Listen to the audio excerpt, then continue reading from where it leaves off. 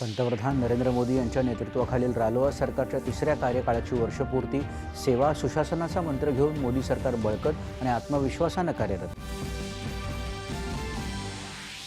रालोआ सरकारनं गेल्या 11 वर्षात सुशासन आणि परिवर्तनावर लक्ष केंद्रित करून वेग, व्याप्ती आणि संवेदनशीलतेनं अभूतपूर्व बदल घडवून आणले. पंतप्रधानांचं प्रतिपादन.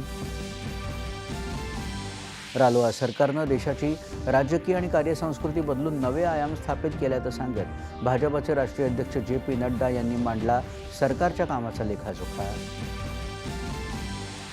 सरकारची ऐतिहासिक 11 वर्ष जनसेवेसाठी संकल्प, साधना आणि समर्पणाचा सुवर्णकाळ होता. केंद्रीय गृहमंत्री अमित शहा यांचे गौरवोद्गार. भारताची दहशतवादाविरोधातली भूमिका आणि पाकिस्तानचे दहशतवादाशी संबंध अधोरेखित करण्यासाठी परदेशी गेलेल्या 7ही शिष्टमंडळांना भारताच्या भूमिकेला पाठिंबा मिळवण्यात यश. ठाण्यातील दिवा आणि मुंब्रा रेल्वे स्थानकादरम्यान लोकलमधील प्रवासी खाली पडून झालेल्या दुर्घटनेत एकाचा मृत्यू तर दोघांची प्रकृती गंभीर. जखमी प्रवाशांवर रुग्णालयात उपचार सुरू.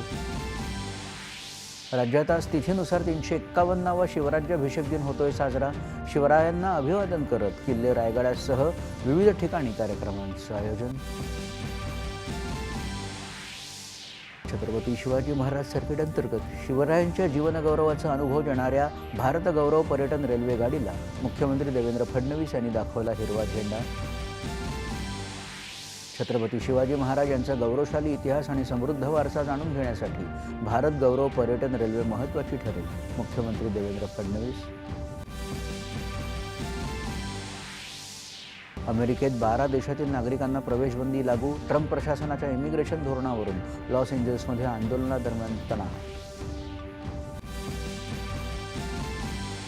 दक्षिण गाझामधील खान युनुस बोगदा हल्ल्यात हमासचा वरिष्ठ नेता मोहम्मद सिनवार ठार झाल्याची इस्रायली लष्कराचा दावा. आणि फ्रेंच खुल्या टेनिस स्पर्धेत यानिक सिनरवर मात करत कार्लोस अल्कराजनं पटकावलं पुरुष एकेरीचं विजेतेपद. नमस्कार. एकच्या बातमीपत्रात मी समर्थ